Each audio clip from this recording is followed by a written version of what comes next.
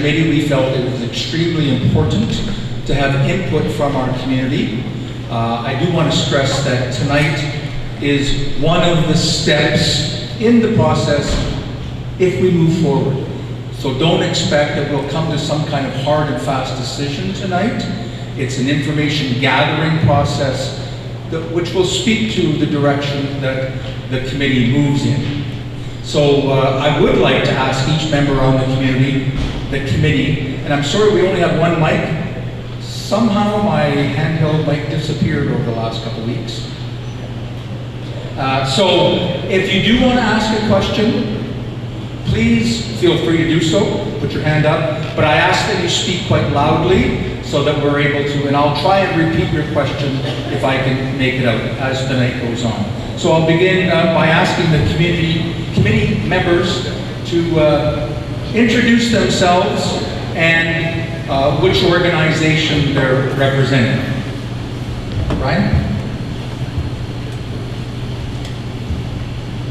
Hi, Brian Henley, Mayor, representing the town of Neepawa.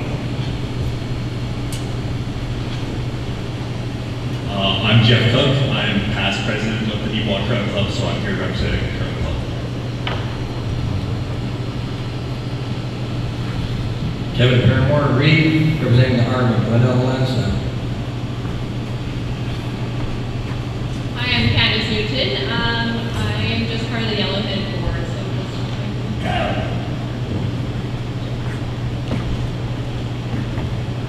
My name is Kevin Wadowski, president of Neepawa Golf and Country Club.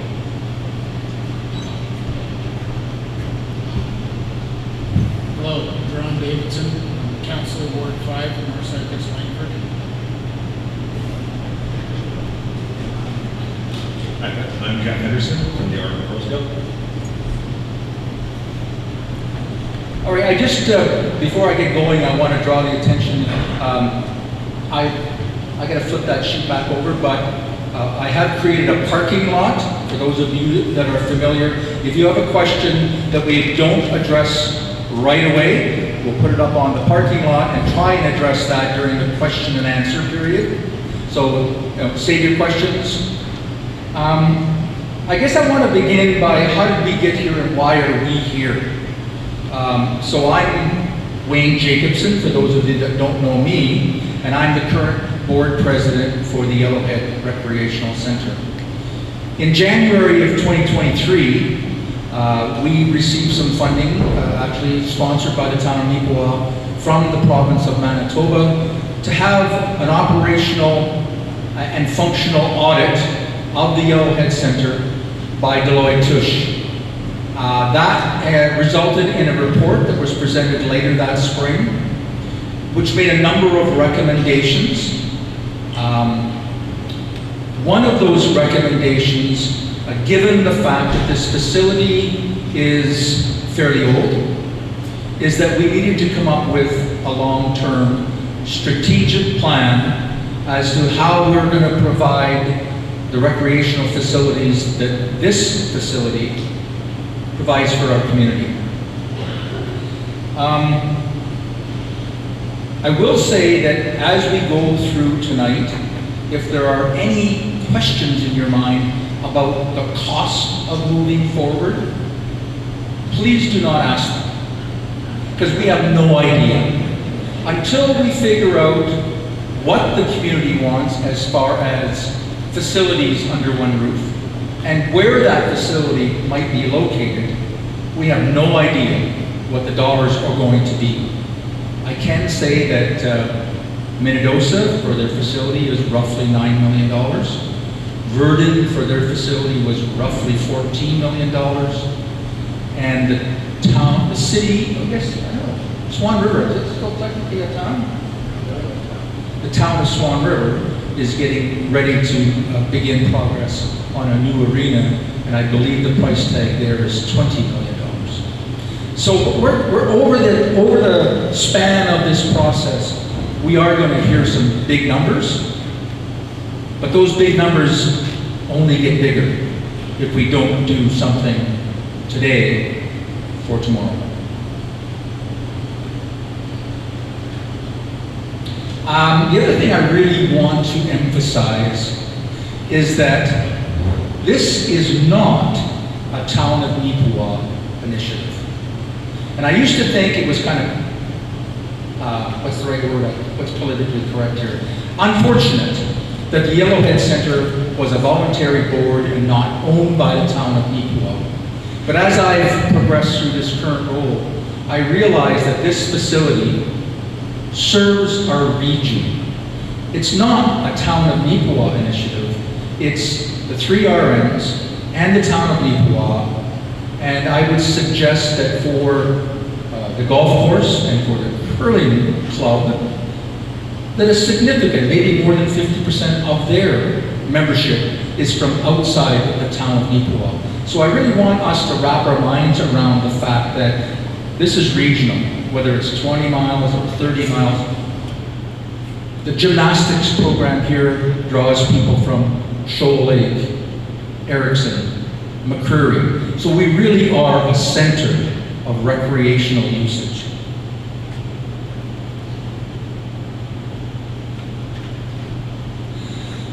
I want to highlight what this facility currently provides.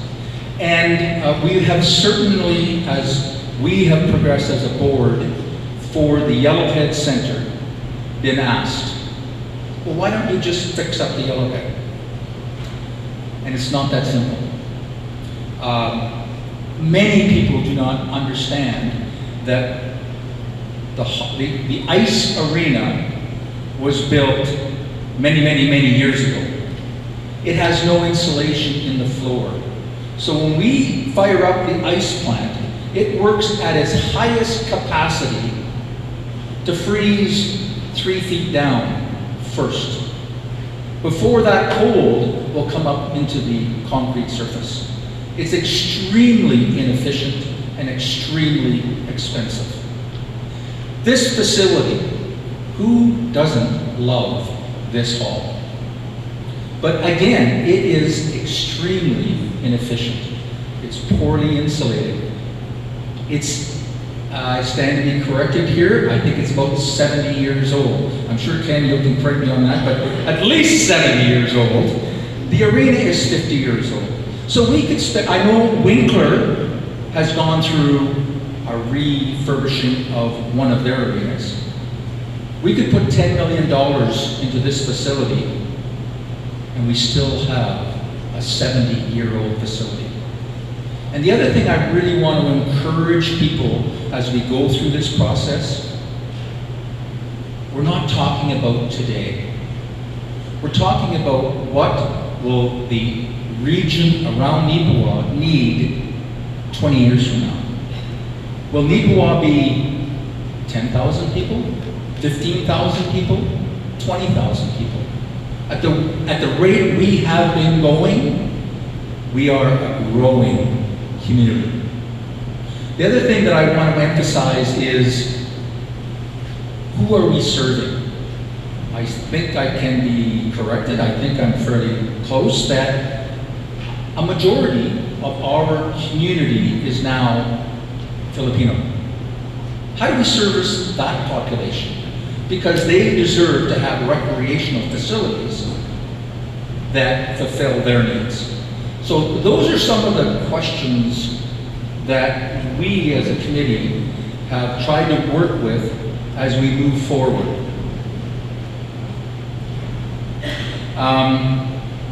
Certainly for this facility, and I think it's the bare minimum that we have to consider if we're going to go ahead with a replacement facility. Gymnastics. I think there's many people that don't realize that by far the biggest user of this facility on a weekly basis is the gymnastics program. So I think, and they have an extremely strong reputation. I'm certainly going to say Manitoba, maybe farther than Manitoba. So there's a user that we need to address. And of course, let's not forget our junior hockey team, our minor hockey programs, figure skating, senior hockey. If we're talking about a bigger facility, are we looking at curling? are we looking at golfing? And then certainly the functions that take place within this hall, weddings, wedding socials, vaccination clinics, elections. So if we're going to replace this facility somewhere down the road, those are some of the things that we need to incorporate. And I think what we're looking for to some degree is input as to what else does our community want in a recreational facility? Climbing wall, walking track, daycare facility. And so as we move forward as a planning team, we really need to have a sense of what does our community feel is important under the roof. And that will certainly impact the 4 choices that we will be presenting tonight.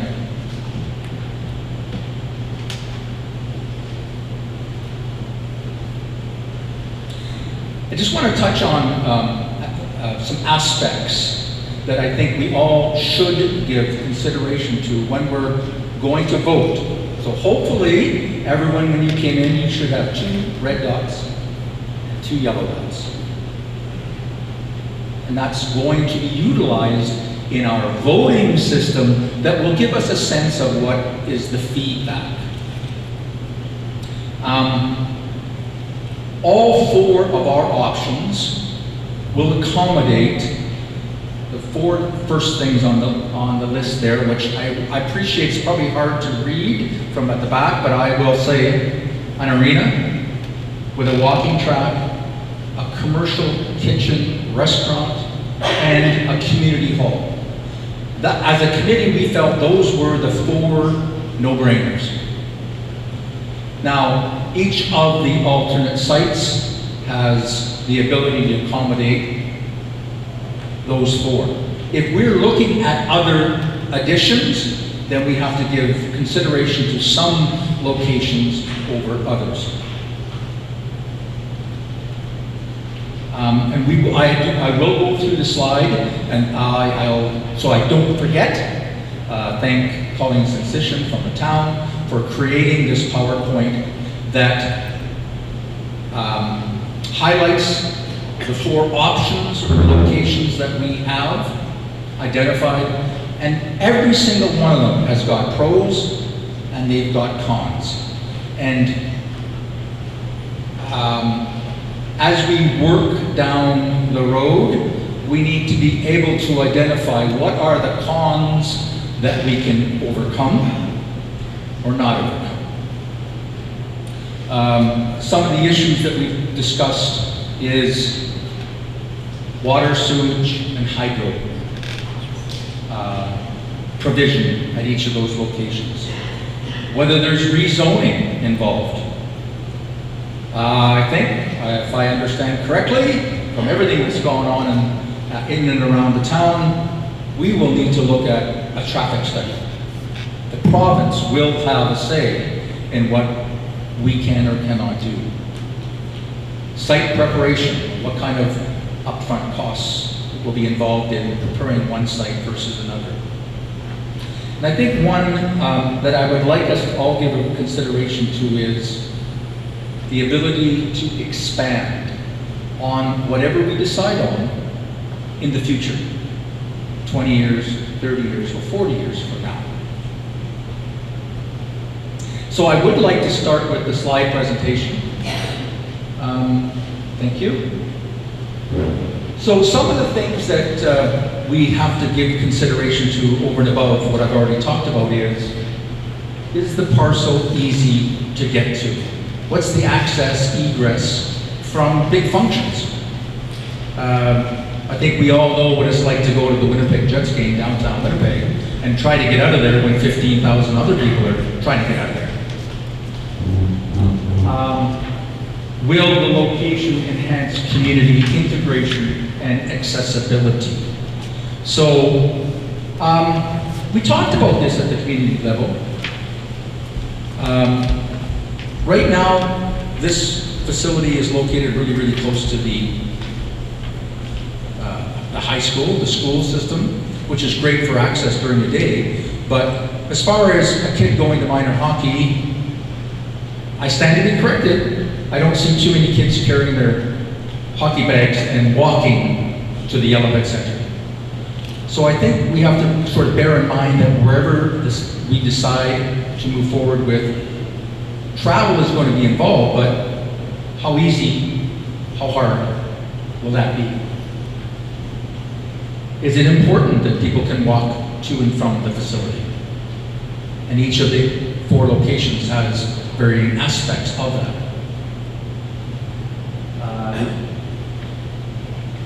So I talked about is the parcel service. That's certainly a big issue.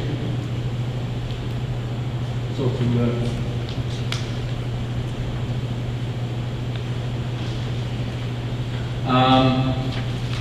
the other thing that we've talked about is what kind of amendments to the zoning plan, as I think most people are aware, and it's certainly one of a big consideration with one of our options, is how the particular parcel of land is zoned and how easy it is or difficult it is to have that rezoned for recreational facility.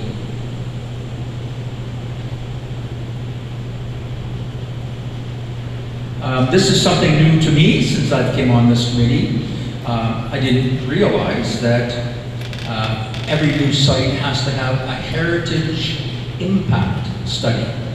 As I understand, and Brian, you can correct me if I'm wrong, with the new 320 development, north and west of the water tower, looks like 10 excavations. Oh, I think it was more than that. Colleen, do you remember how many sites? Yeah. 100. Wow. So 100 excavations, and I don't know whether it's a scoop of whatever, but 100 excavations had to take place in order to determine whether that piece of property had heritage value. In other words, was there an indigenous community located on that property 500 years ago? And that assessment is mandated by the province. Obviously an environmental assessment, and I'm sure that most of you have had the opportunity of looking at the 4 options. The 4th option is adjacent to the golf course, and that will definitely have an environmental study impact on what we're able to or not able to do because of the former garbage dump to the north. And I need help here, Brian. Geotechnical. Okay. So will the ground underneath A support the building, and how will it impact the construction of the building? Is it bedrock or is it swamp, so to speak? And next. So we'll begin with site number 1. Now this map is a map of the town of Nicolet and all 4 sites. So site number 1, and I guess I can probably refer to that site as the Chicken Barns, because I think everyone's familiar. I will say that the Gray Family Farms have offered to donate a minimum of 5 acres and possibly more if needed to the new event center. That's a huge bonus, but there are also negative aspects. The number 2 site is the land at the west end of the current curling rink. So the new facility with that option would involve modifications to the current curling rink so that it could be incorporated into the new building. The 3rd site, as I mentioned, is within the, I call it, I guess it's most people call it, the 320 development, north and west of the current water tower. And then the 4th location is east of this and that manufacturing. The new building they put up east of the hospital. There's one vacant lot that's not available to the east of it. And then there are 2 lots that are approximately just a little over 4 acres that are currently owned by the town of Nipoa. And I should point out that option 2, option 3, and option 4 are all lands currently owned by the town of Nipoa. So there's some aspects of those site locations that we're going to have to work with the town if that is the choice that is decided upon. Next. So just some of the things that we are already aware of with reference to Site 1. Right now, that particular parcel of land is not serviced by sewer or water. And should that be the choice, and should we provide those services, it would also be required to have a lift station for the sewer. Cliff? There's a new lift station right at the barn, where the walking path is, Yeah, right where you're going to put the ring. so, okay, so Brian says that that lift station is not sufficient to service a big facility like the event center. Now,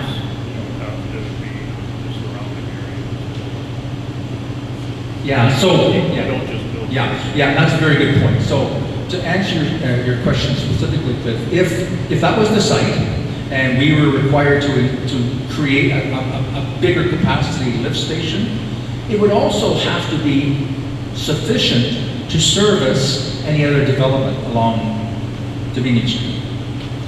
You know, so it could be a significant cost. There's one more question. Site 2, that new lift station is put in there, all that sewer is brought into this place.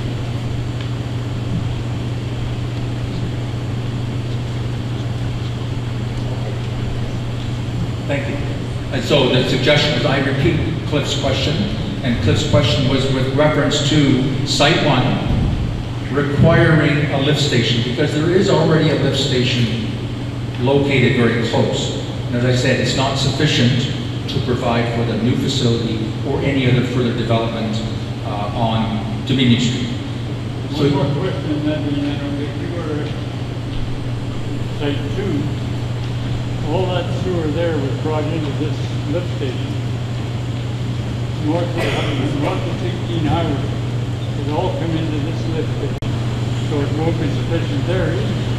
I don't know the answer to that, Cliff. So Cliff is asking, if Site 2 were selected, does the current lift station, is it of sufficient capacity to service a new facility on Site 2? Right? You want to?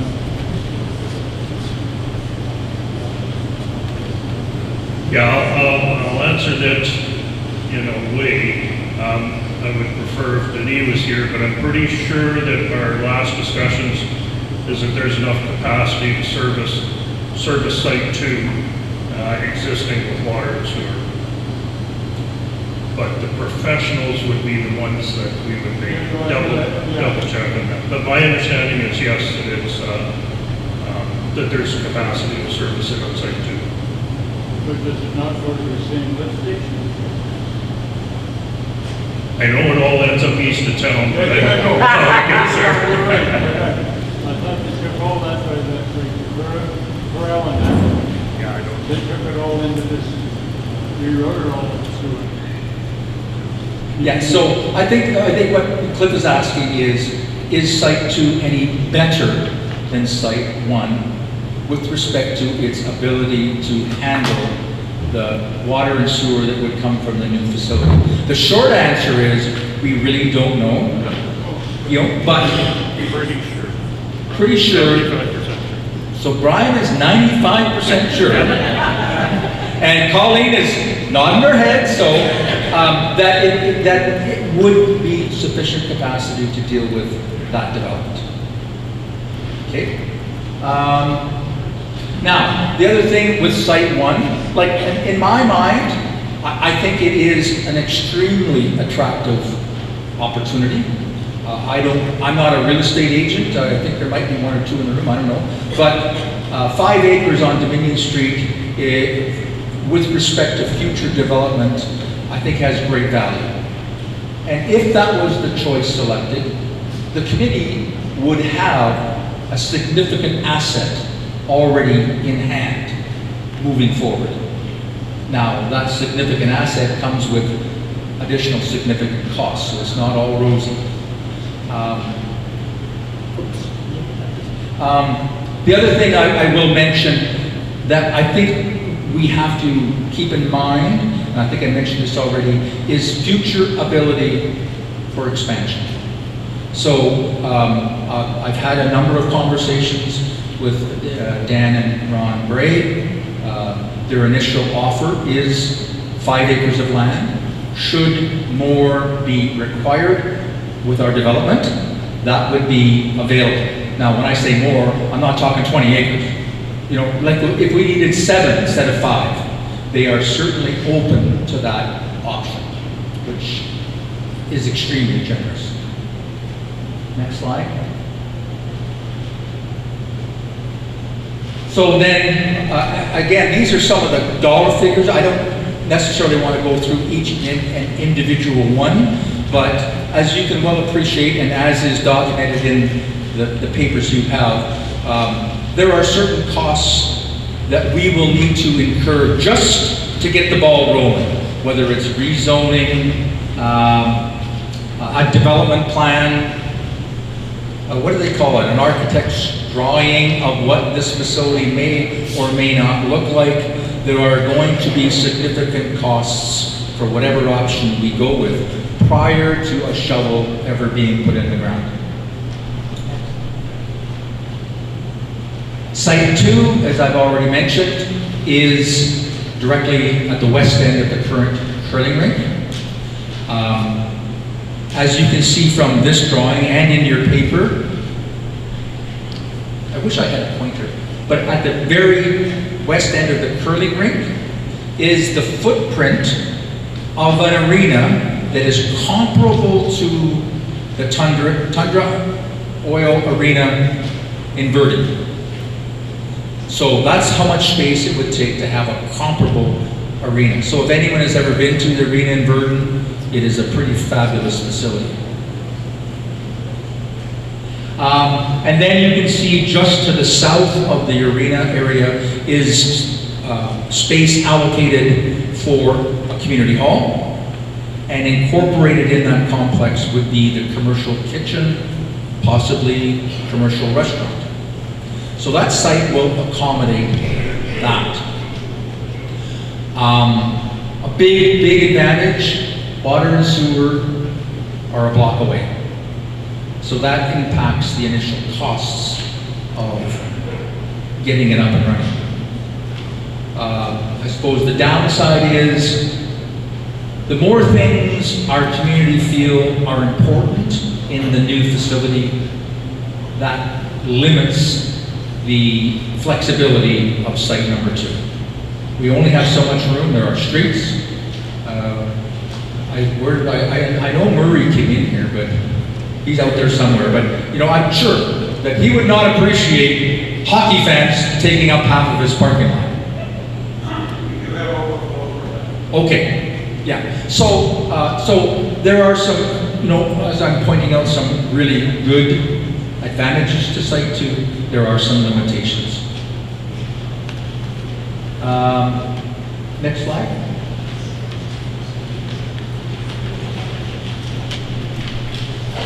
And that, as your documentation points out, this next slide just documents who owns the land and how much land. And I think it's going by memory here, I think it's like 4.77 acres.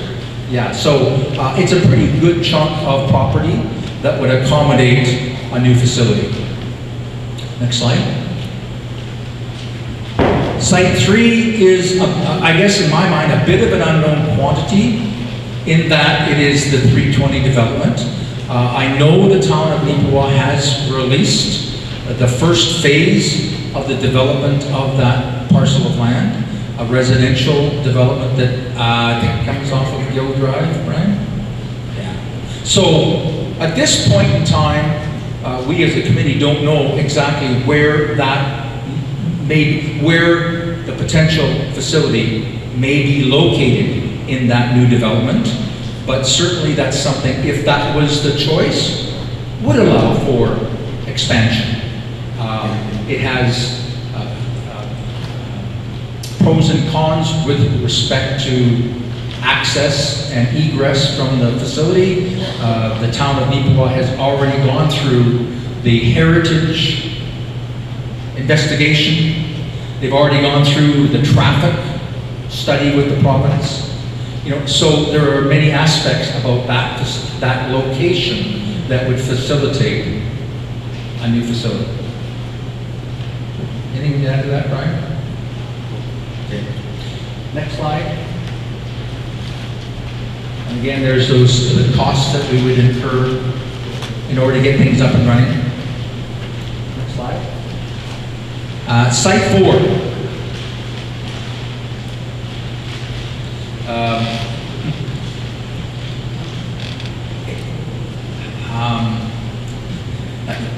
The reason why I'm hesitating is that's my choice, but it's also probably the biggest hill to climb. And what I mean there is that location, if it worked, if we could get there, Neepawa would be the only community that I'm aware of in the province of Manitoba that would have a golf course facility, curling rink facility, an arena, and whatever other facilities we would choose to have under one roof. The synergies, i.e. one staff, you're not scrambling to hire cooking staff at the curling rink in the wintertime, or at the golf course in the summertime, or staff to work in the curling rink, or on the golf course. A facility such as this would allow for a permanent, full-time staff that would switch between the arena, the golf course, the curling rink, the restaurant. Having said that, I think it also poses the greatest challenges. That area, and I do stand to be corrected here, Colleen, but I believe that area is zoned light industrial, heavy industrial, and, as I understand, provincial regulations do not allow for a recreational facility to be developed in heavy industrial. Is that right, Colleen? Yes, good. So I think if that was our number one choice, we would have some high hurdles, i.e. having to go to the province, having to convince them that that is a good option and that it should be rezoned. And then we're also faced with the old garbage dump. As you know, ground leaching is a reality. How far it comes and how much of that property would we be able to disturb, we don't know. The two lots that are currently available, town-owned lots, they're 4.07 acres. And I would say that can be built upon. How far north? Like from the two lots all the way north to the old garbage dump is property owned by the town of Neepawa. I believe there is no immediate plans for the development of that property. Could that be part of this program? Hopefully.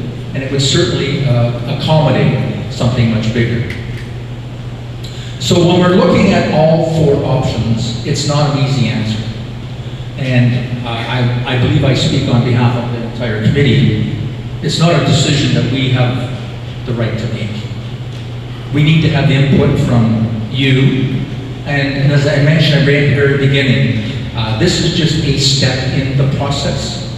If 90% of this room selected one particular site, it doesn't necessarily mean that that's doable. But that's the direction the committee will start working on.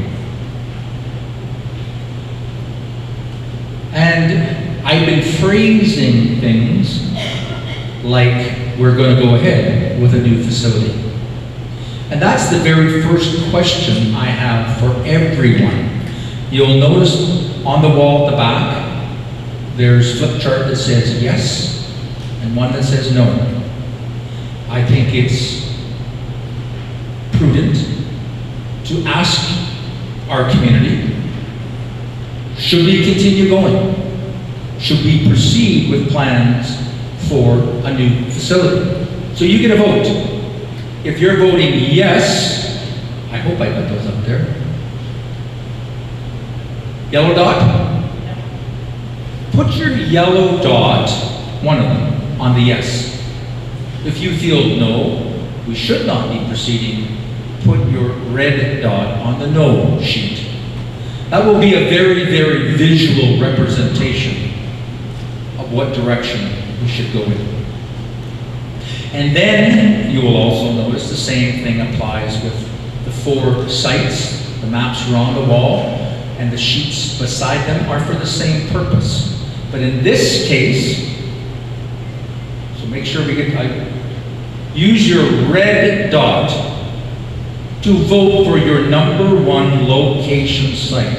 And when you're making that decision and that vote, please bear in mind what we've talked about. The possibilities, the pros, the cons.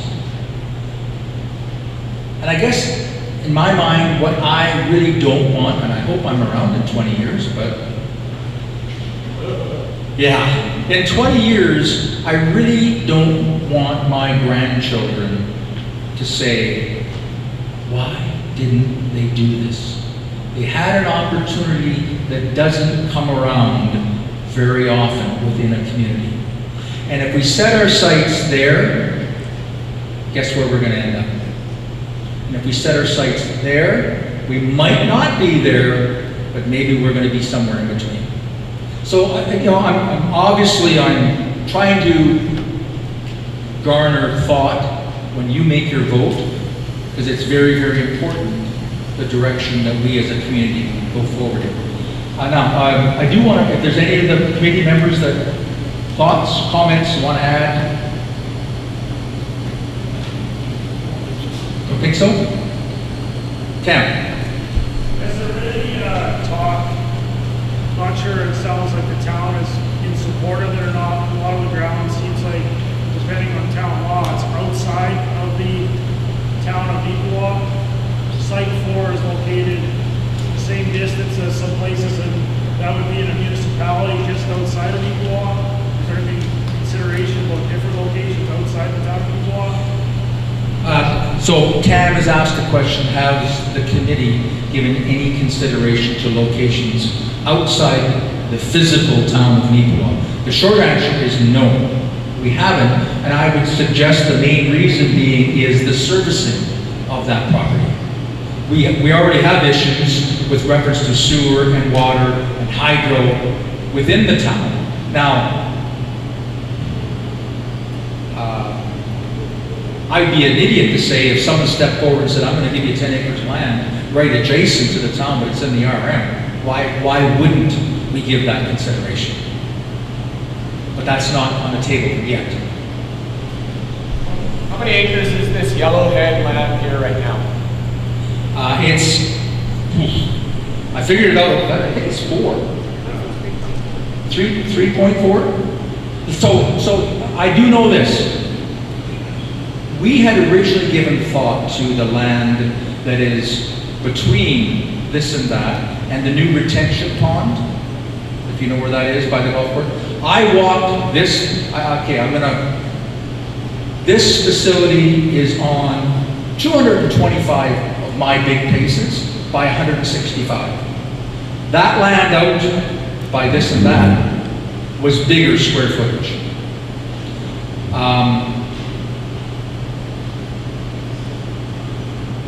As I mentioned, the Bray offer allows for certainly more land than this. The golf course idea, subject to town approval, you brought out a good question. Option 2, 3, and 4, there's no guarantees. We, as a committee, have to go to the town of Neepawa because they are the property owners for all 3 of those options. Right now, the town of Neepawa has a bylaw requiring purchasers of town land to begin construction within 2 years. For our committee, that's not possible. Now, does that mean the town is not open to proposals? I would say, well, we got to convince the councilors and the mayor. So, I mean, I think realistically, the council would give any serious plan very serious consideration. And I mean, quite frankly,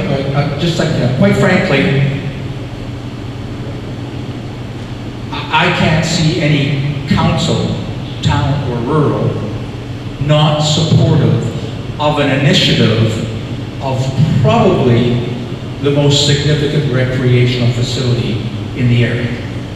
So, am I saying that the town will say yes? No, I'm not. But I'm saying they would certainly give it very serious consideration. Now, Ken.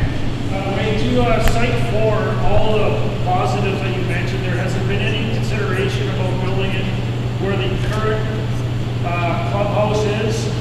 Like Carmen's facility is a curling rink, golf course, all in one, and it overlooks one of their greens, and then everything is currently there. The driving range and everything's there. The hospital's being built out there. Futures sounds like there's going to be a school built out there.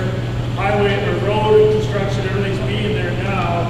You got a parking lot. You got all kinds of space to the south. You know, you don't have to reconfigure your golf course. You get all those pros to site 4, but right there. I guess the long and short of it is that we had approached, Brian Headley and myself had a meeting with Jason Young. Given that the new vocational high school has been announced by the province, with reference to the possibility of locating it between the new vocational school and the current golf course, and even joining some of the facilities with the new vocational school, and the information that we got back was that the school division was not in support of that plan. I think there are multitudes of options that are possible, but what can we make happen? I guess that's the question we're looking for tonight. Any other questions? We're good. Well, this is more or less a comment. I don't know, it started out by, I was part of the group that built the curling rink. And that was not our choice to put it there. We were forced to build there in the end, because the old rink was condemned, and we had no choice. So we ended up where we are, and we have to own the land. Curling Club Limited owned the land, and that's why we ended there. That was not my choice for it. You looked at one of the sites otherwise. But I think we gotta look, what do we, in the long term, 20, 30 years from now, what's gonna service the town the best with our vision now, and look at building that, not what is the cheapest now. And I would, Yeah. So if I may, Weldon, paraphrase your comments.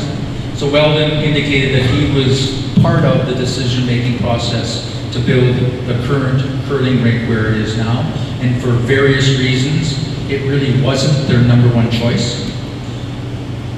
What I think you're saying, Weldon, is we have an opportunity of doing it differently this time.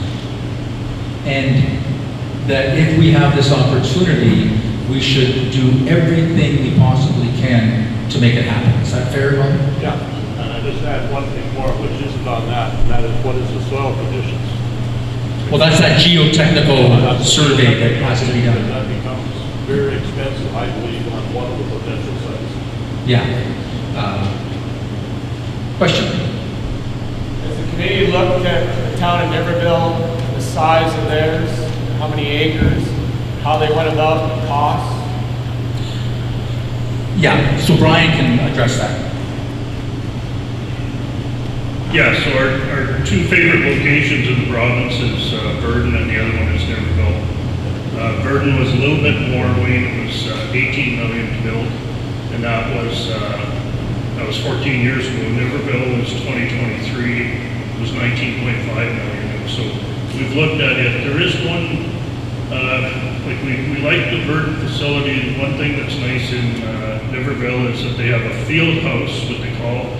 So a field house is it's got indoor volleyball court sports, or it can be converted to a 500 to 600 person seated hall, or a 1,200 person seating like this. So that's a nice idea that they had adapted. How many acres? That one I'm not 100% sure. I was looking at it on a map, but there's they have a lot of additional things around. It's not significantly bigger than Verdon's footprint. But Verdon's is tough. We just took a snapshot of Rankin Hall only because they've got the pool and the curling rink there as well.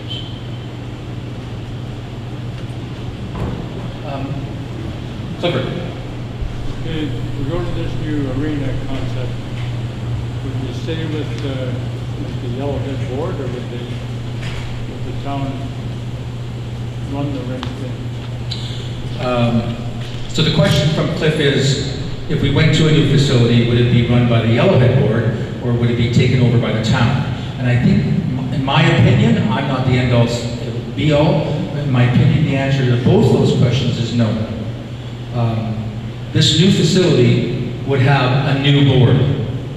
And that sort of brings up something else I will transgress to, because there's been comments about, well, if the curling rink got involved in this new facility, they don't want to go back in debt.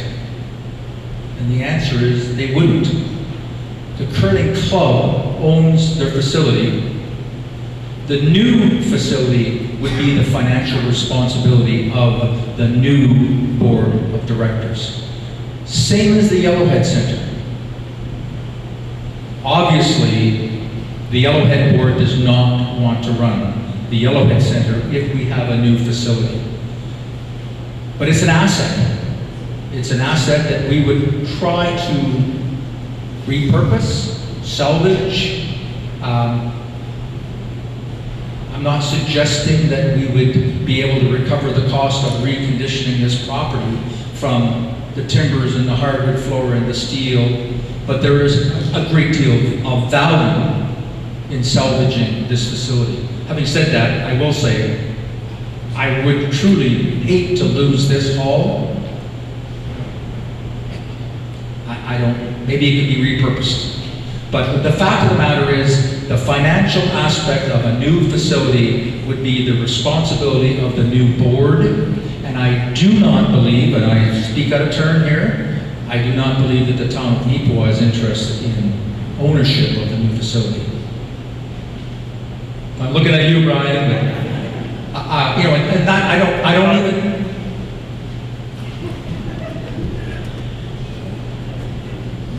So one thing that I've noticed moving to this community 27 years ago is, yeah, this is one of the few communities where the town doesn't own this facility. But one thing that I've noticed throughout that time is that it's been run extremely well.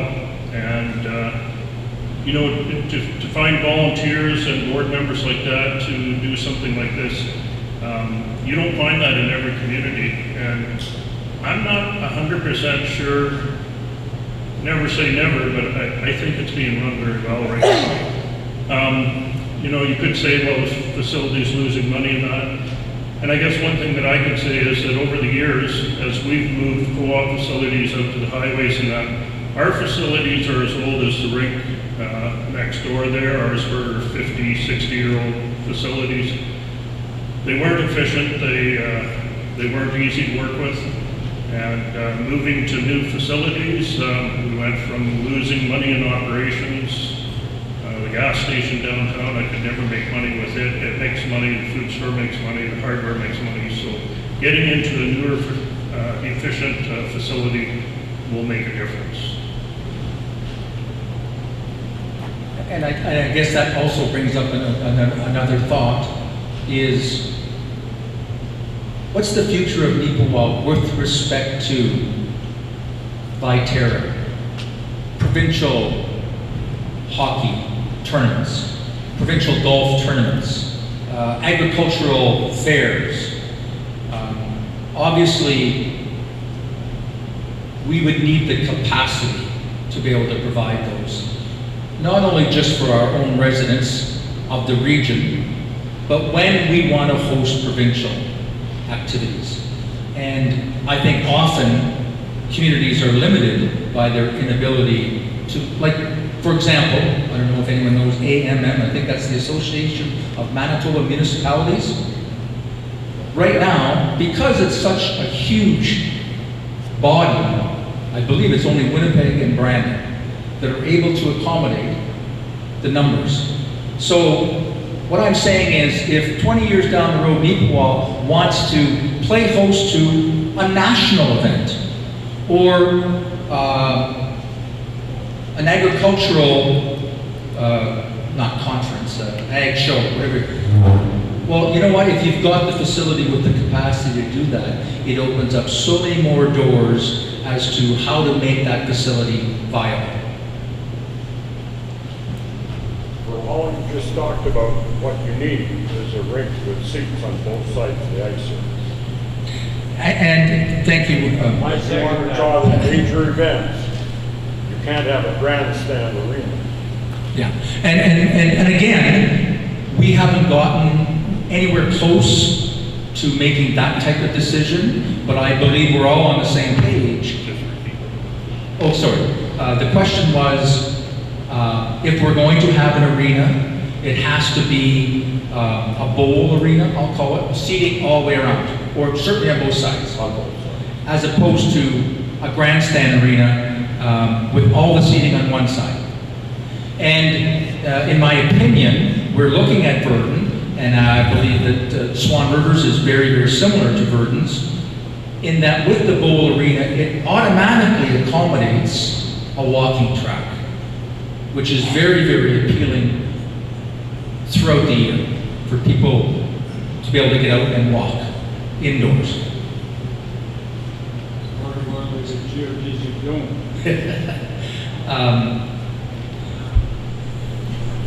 Yes. Yes. Is there an option on the west side of this and that, of on the highway? Not on the east side. Oh, on the west The side? west side gets you a bit closer to the golf course and gets you away from the garbage truck. Maybe I'll let Brian answer that. I believe, yes, those lots have been spoken for, so they're just not available to us. That was the original plan, right along 16 T-box. Is that what you're talking about, Matthew? Yes. Yeah, that was kind of the original concept, but obviously, and what's more complicating is the fact that that heavy industrial area is the only property in the town of Neepawa that is serviced. So I think we can all relate, if an employer or a business knocks on council's door and says, I need 2 acres to build a plant, and I'm going to employ 20 people, you got to say yes, right? So that property has been accounted for.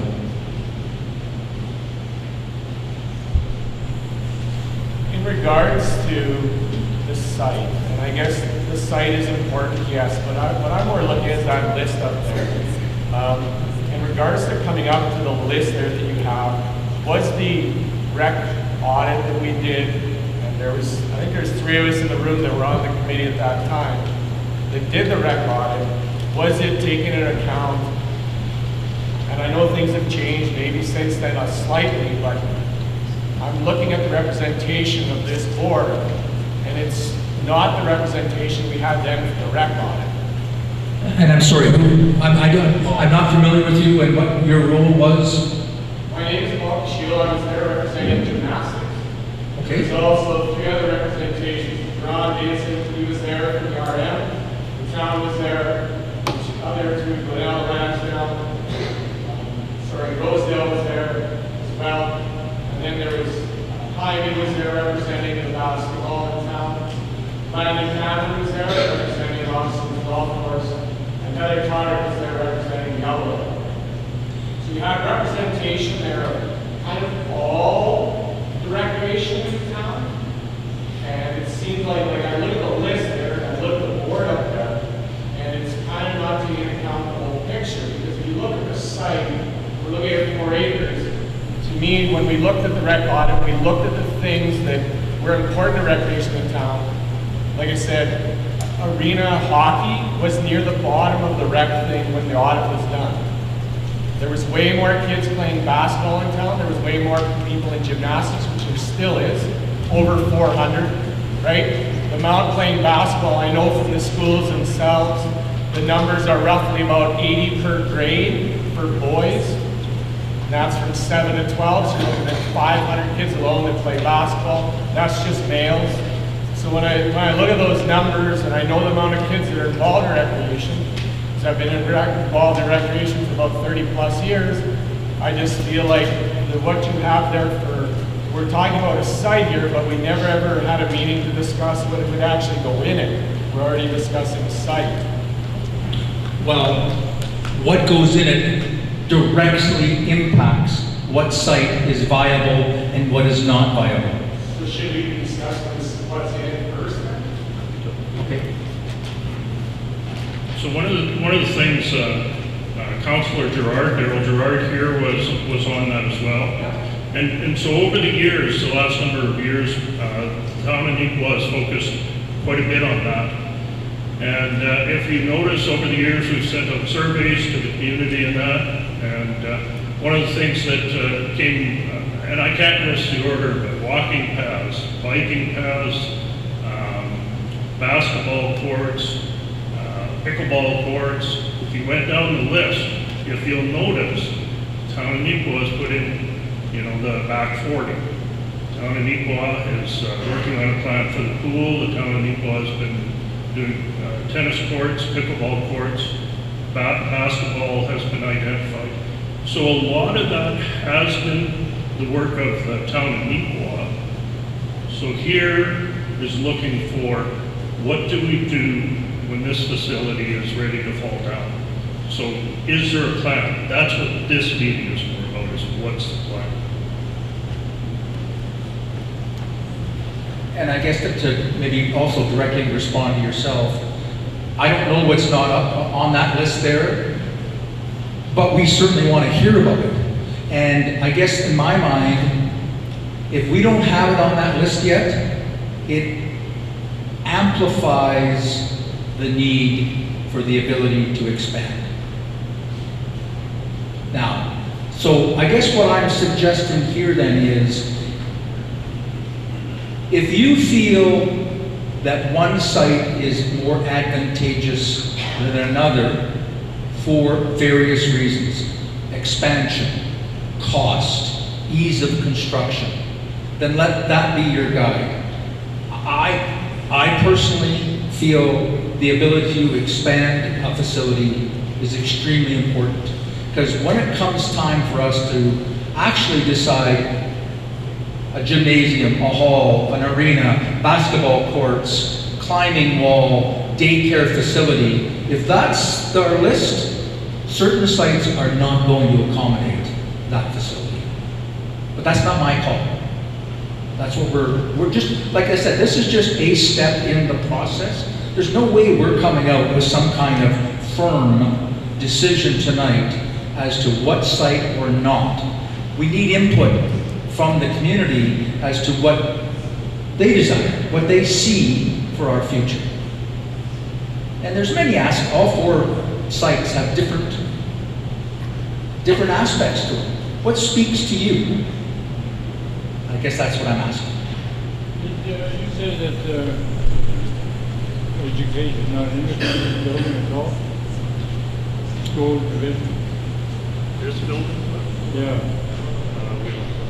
No, So did someone say that the school division is not interested in this? No. no, we weren't talking about this facility at all. No, but I thought somebody was, what is it? Yeah, you mean where the new vocational high school? Okay, that's what, okay. Yeah. So like this, so this whole thing to the school division, will give it whatever happens. Well, that's certainly an option. Like Cliff is asking, when this building's day is done, why don't we sell it to the school division? Great idea. We got to talk to the school division about that. But it's an option that we would explore somewhere down the road in order to get the greatest value we could out of this current facility. They use it now. Pretty soon. Anyway, that's good. Thank you. Amanda. So on site number 3, because it is situated within the proposed new housing development, what impact would a recreation facility have on the current plans for that housing development and government funding, et cetera, into that park? And Brian, can you speak to that? I think there's a lot of unknowns. Yeah, that amount is, we put it on as one of the opportunity sites and that, just because it's a new area. But that one has a lot of unknowns. Phase 1 of 320 here is going to be several years. We hope to get going. We hope to be able to start selling lots by next year. But to be able to plan a facility like this, we would need a lot of help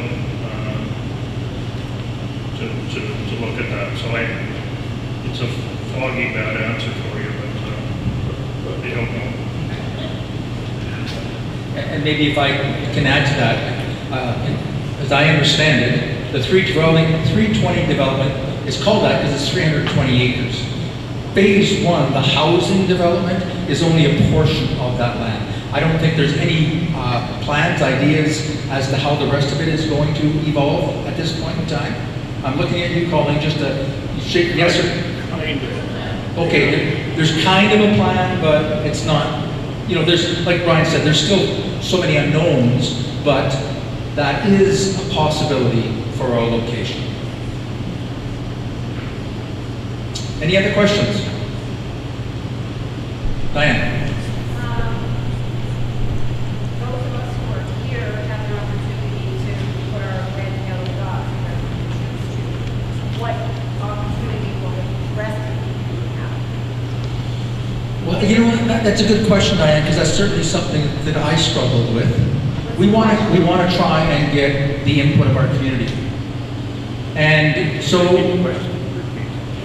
So Diane's question is, the committee is getting feedback from the people who are in this room tonight. What opportunity is the rest of the area going to have for input? And that's why this was publicized as an open forum. We have, as a committee, we have no control over whether 20 people show up or 200 people show up. I would suggest that there's probably people that want to be here tonight, but for various reasons, couldn't be. I think there's a lot of people that just, I won't say don't care, but don't want to put the effort in. So I guess it comes down to all we can do is all we can do, and we have reached out to the community. Now, as I said, this is not a definitive answer tonight, but it certainly will give our committee some input as to where we should focus our attention and our efforts. Is that fair? Amanda? Just a suggestion to follow up on that. As we were driving here, there's probably 200 kids at soccer practice or soccer games right now. There's 600 people working at High Life. I would suggest that you really could put this into an online survey and have that put out to the community as a whole for a vote on please pick your top 1 or 2. You can easily do that through Google Forms or MS Forms or SurveyMonkey or any of those things. And it would at least broaden your output to the broader community who couldn't maybe be here tonight. Just a suggestion. And I guess my immediate response is I don't disagree with that at all, but we're all volunteers. We all give our time already to a large extent, and I'll be the first to admit, I'm not technologically savvy with respect, so we don't have a budget. We don't have any money to go and hire someone to do some of that work. It will cost $0. Give me your PowerPoint. It'll take you 5 minutes. Perfect. Thank you. Any other? Ken? I want to say thank you to this group for doing the work they've done thus far. And I want to just, a couple of minutes of history. This building was the warehouse for the salt plant. Might be able to get one. Hey, do I have permission to cut him off in 5 minutes? 3 minutes. You get 2 minutes, Ken. That's good enough. This building was built in 1943, I believe, by a Canadian Salt Company. It was the warehouse. Underneath these, the beams are 12 inches by 24 inches clear span across. It's an unbelievable structure. Whether it can stand up for a whole bunch more years or not, I don't know. The other part was the factory for the salt mill. You can see a picture in the hallway there of how it used to be. But thank you to this group, thank you to your leadership, Wayne. And thank you, though I want to say there's at least 2 people, and I'm probably missing more. I was marginally, and I mean marginally involved with the Yellowhead when it was built. Very marginally. I came here as a 22-year-old assistant ag rep, and I didn't know much then. Most people say I don't know much now. But anyway, I would read the history book, the green history book, and the blue history book, to know how this came about. And 2 people at least, and I may be missing another, Cliff Nicholson and Marion Clark was definitely involved in the building this place in 1971 and 72. They're a wealth of information of how it happened and why it happened. And the last thing is, I'm 77. I doubt that I will see the new agreement. But all the young people in this room, it's your decision. How and which way do you want the community to grow? Read the grad issue in tomorrow's paper. There's 136 grads. 80 of them are not Canadian. Someone may be Canadian citizens, but almost 80% of our graduating class is Filipino. That tells us something about the strength and the future of the community.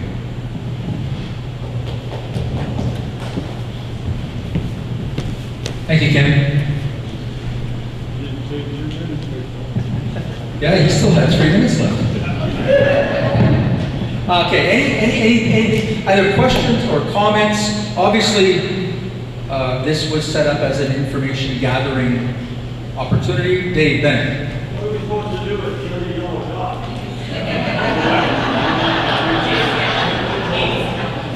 Always a teacher. The red dot, put it on the sheet, which is your first choice. The yellow dot, put on your second choice. So that will give the committee, if we start doing some work on by far the most popular first choice, and we get to a brick wall, then we've got an option as to what direction we may continue on. And I think to address Diane's comment, this is, as I said right at the beginning, 1 step. I don't know if we've got 10 steps or 20 steps before we actually come up with architect's drawings. No idea. But if we don't take the first step, guess where we are 10 years from now? Right where we are right now. So that's, we will be having more input, more process, and my secretary will call your secretary, Amanda. I just had a quick thing. Did- I had a quick question for the site, like I understand that number 2 is very limited on space. The other 1, 3, and 4, as far as space at this point, is it looking that for expansion, they're all about the same? Like there's So the question from Denny is, as we presented it, option number 2 is fairly limited with respect to expanding the facility, size-wise. The question is site 1, 3, and 4 all able to accommodate expansion equally? And on the surface of things, I would say yes. The unknown quantity is option number 4. We don't know, A, if it's a starter or a non-starter, and B, over and above the 4.07 acres that are lots, we don't know whether the town of Nipawa would accommodate expansion to the north. We don't know whether environment will allow us to go to the north. So that's why I say it's very attractive, but there's some enormous hurdles that would have to be overcome for option 4. For the town, I guess, in regards to the facility, in regards to every other facility, pretty much rink, whatnot, throughout the province, when we were on the rec committee, we were the only one that weren't owned by a town, right? We were run by a board, volunteer board, owned by the community. So I'm curious to know why the town still wants to maintain that when every other town in Manitoba owns and operates their rink, their facilities. Why does the town still not want to do that? Before I give it to Brian, as the current president, I really come to believe that this is not the town of Nipawa's facility. This is a regional. I look at the Yellowhead Center, by far more of our users are outside the town of Nipawa than inside the town of Nipawa.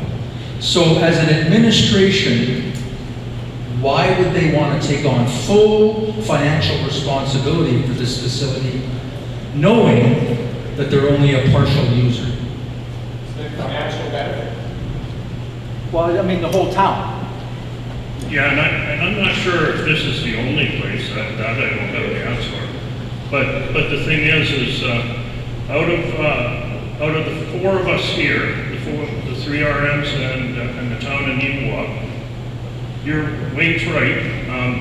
Actually, the town of Nipawa is the least user.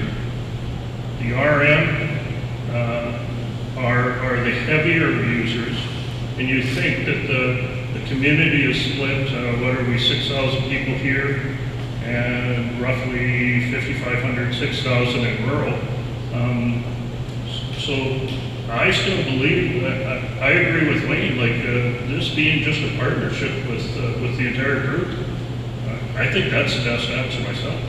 Do you think though the town, why they're not allowed to use it is because of what's in the facility though? No, you already answered your question. It's the makeup of the community, right? Because I'm not trying to be biased, but a lot of our rural kids are the ones that are in playing hockey and baseball. And a lot of our in-town people are playing basketball and court sports.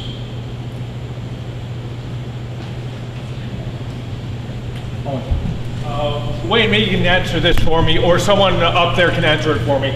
I wasn't raised on a farm, so I got to admit I don't know my acreages.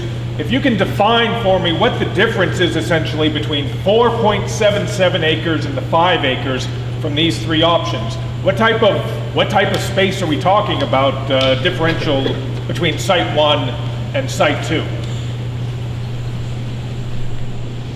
So the question is, how do we differentiate acreage-wise or square footage-wise between option number 2? Yeah, 2, 3. Yeah, so option 2 is 4.77 acres. It's larger than, Well, no, and how much more? Like, that 2.3 acres, is it the whole? Is it the arena? no, but I think, Owen, my point here is, it's moot. It's moot in the fact that, other than site 2, all 3, 1, 3, and 4, are able or capable of being 5, 6, 7, or 8 acres, which significantly changes the footprint. Does that make sense? Yes, but again, I'm asking just clarification on that. That's what I'm asking. Thank you. An acre is half a mile long and 16 and a half feet wide. An acre is 42,360 square feet.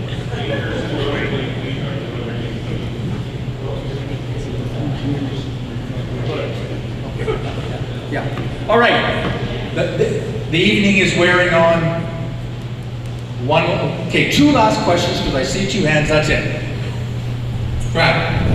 Correct me if I'm wrong, but my understanding is currently we pay property tax just on parking lot here, not on the facility itself. And I'm wondering, with a new facility on a town lot, if that deal resembles the same effect, or if we're paying full property tax on a $14 million facility. Well, obviously I can't speak on behalf of the council, and I can't speak on somewhere down the road. I can say that the town of Neepawa does forego the tax base on this facility, which is enormous. And they also provide an operating grant every year. Don, last question. Is there a place to vote for none of the sites? The short answer is no, but that's not to say that that's not, like, vote no. Or provide the committee with some information on, like, I would be in favor, but I'm not in favor of any of those sites. well then tell them, where? Well, my suggestion is you go to compensate the clubhouse, the golf course, the parking lot, and it will be about another 2.5 acres to the south. And you can share a parking lot with the school, with the hospital. Do you know who owns the land on the south side of the golf course? But there's a thing called expropriation. I'm not touching that with a 10-foot pole. That's fair market value. But if you already have water, you already have sewer, you're already going to have hydro at the hospital and the new school right there. Those are things I think we have to consider. Well, certainly, we're all here. It will be a point of discussion. No? That's Troy Cliff. I lost my dog. Oh, Ray. Sorry. You'll like this one, it's okay. So beyond putting stickers on the wall here, by what means can people here give you feedback on this session today? The first survey. Yeah. Okay, so For instance, if there is an alternate location, if there are questions, how can we reach you? Crystal and Amanda are going to work together to provide an avenue for further input, questions, comments. Fair enough? Very good. Okay. All right, so please go forth and make your vote.